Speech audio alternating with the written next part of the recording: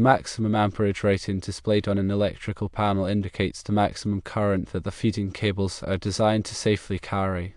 It is crucial to understand that this rating is for the conductors that supply power to the panel, not the current between the phases within the panel itself.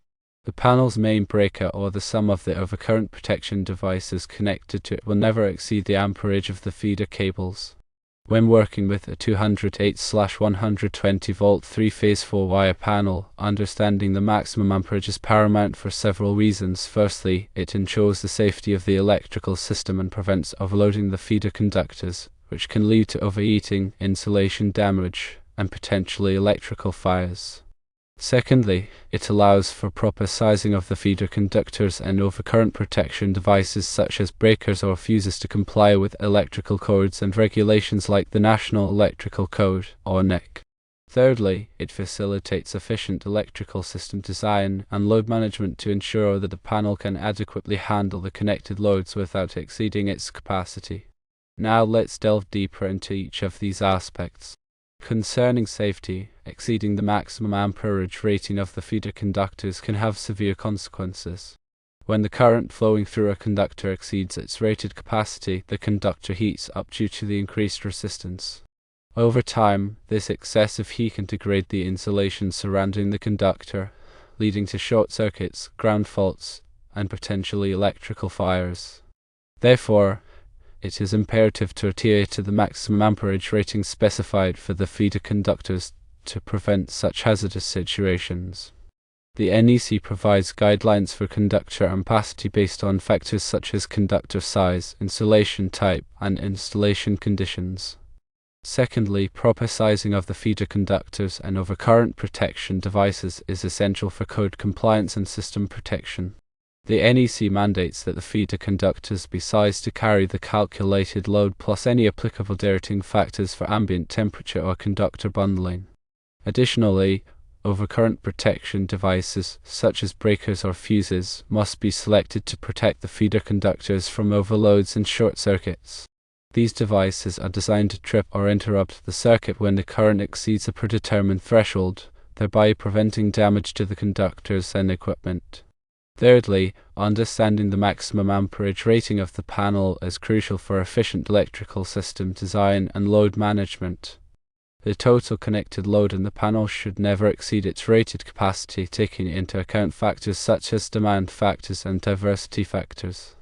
Demand factors account for the fact that not all connected loads will operate simultaneously at their full rated capacity, while diversity factors account for the variations in load usage patterns among different types of equipment. By carefully considering these factors, electrical engineers and designers can optimize the panel's capacity and ensure that it can adequately handle the connected loads without exceeding its limits. Now, let's explore some practical considerations for working with a 208/120 volt 3-phase 4-wire panel. The first step is to determine the total connected load in the panel. This involves summing up the power consumption of all the connected equipment, including lighting, receptacles, motors, and other loads. The power consumption of each piece of equipment can be obtained from its nameplate or technical specifications. The next step is to apply demand factors and diversity factors to the connected load to calculate the actual load that the panel is likely to experience under normal operating conditions. Demand factors and diversity factors are typically provided in NEC or other relevant standards. The resulting calculated load should then be compared to the maximum amperage rating of the panel to ensure that it does not exceed its capacity. If the calculated load exceeds the panel's capacity, several options can be considered. Firstly, the connected load can be reduced by disconnecting or relocating some of the equipment. Secondly, the panel can be upgraded to a larger size with a higher amperage rating. Thirdly, load management strategies can be implemented to limit the simultaneous operation of certain equipment. For example, a load shedding system can be used to automatically disconnect non-essential loads during peak demand periods. Now, let's delve into some specific examples of how the maximum amperage rating of a 208/120 volt 3-phase 4-wire panel is used in practice. Imagine a commercial building with a panel rated at 225 amps. The building has various loads, including lighting, HVAC equipment, and office equipment. The total connected load is calculated to be 250 amps. After applying demand factors and diversity factors, the calculated load is reduced to 200 amps. In this scenario, the panel is adequately sized to handle the connected loads because the calculated load of 200 amps is less than the panel's maximum amperage rating of 225 amps. However, if the calculated load were to exceed 225 amps, corrective actions would need to be taken to reduce the load or upgrade the panel. Another example is an industrial facility with a panel rated at 400 amps. The facility has heavy machinery, welding equipment, and other industrial loads.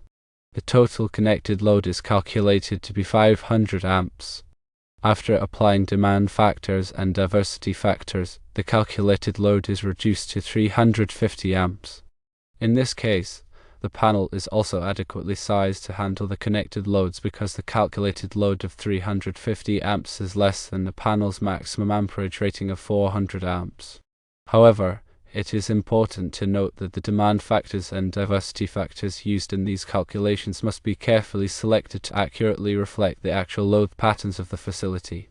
Using overly optimistic demand factors or diversity factors can lead to an underestimation of the load and potentially overload the panel. In addition to the maximum amperage rating, there are other important considerations for working with electrical panels. One important consideration is the voltage rating of the panel. The voltage rating of the panel must match the voltage of the incoming power supply. For example, a 208/120 volt panel should only be connected to a 208/120 volt power supply. Connecting a panel to a higher voltage power supply can damage the panel and create a safety hazard.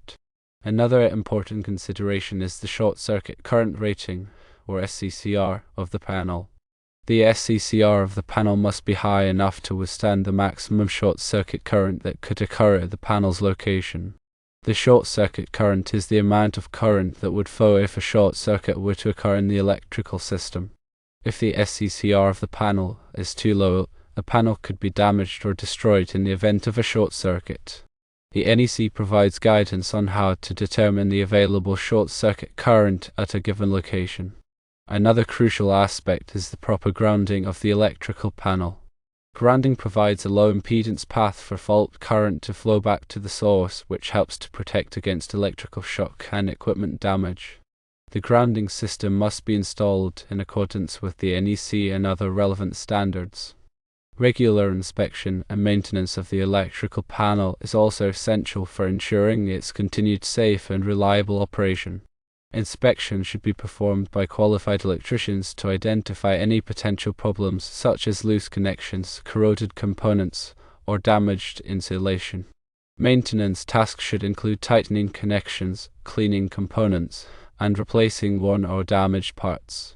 Failure to properly maintain the electrical panel can lead to equipment failures, electrical hazards, and costly downtime. Furthermore, it is important to be aware of the specific requirements and regulations for electrical installations in Massachusetts.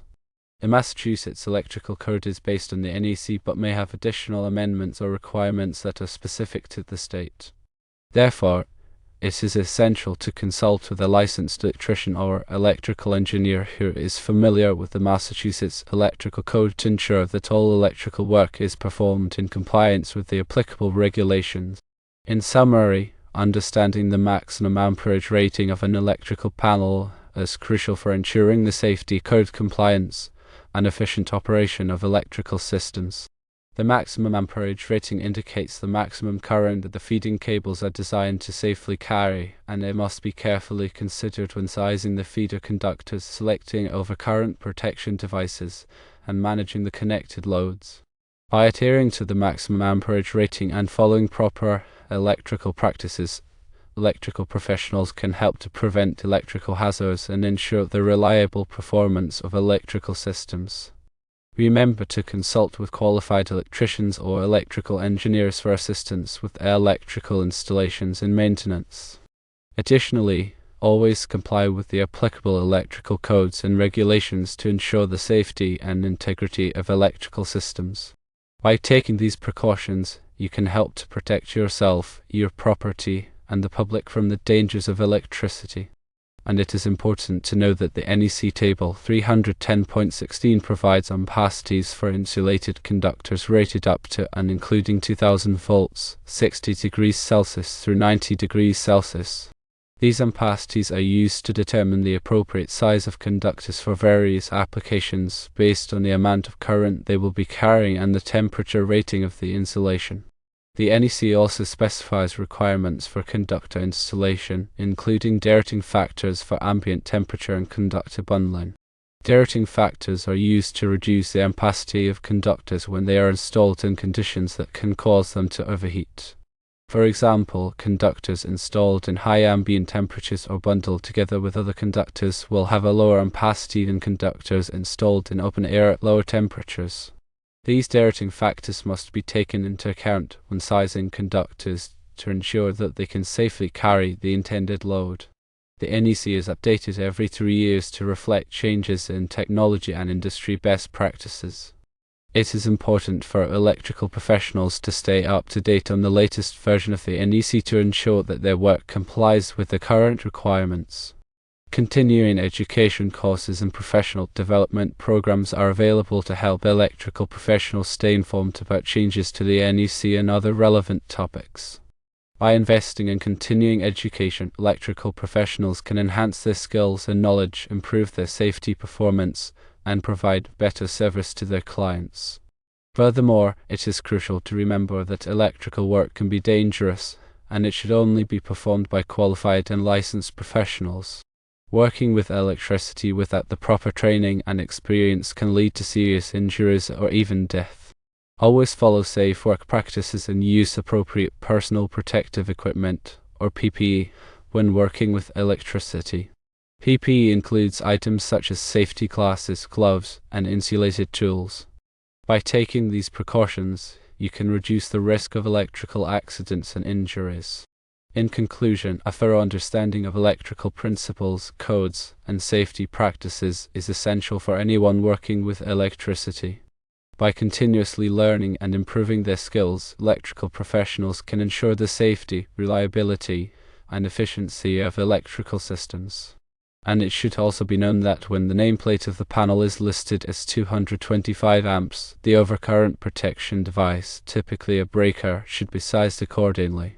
And for example, if you were to have a 200 amp breaker, you would not be able to supply over 200 amps to the overcurrent protection device, so, for that reason, it is important to understand the maximum amperage that is supplied to the feeder cables.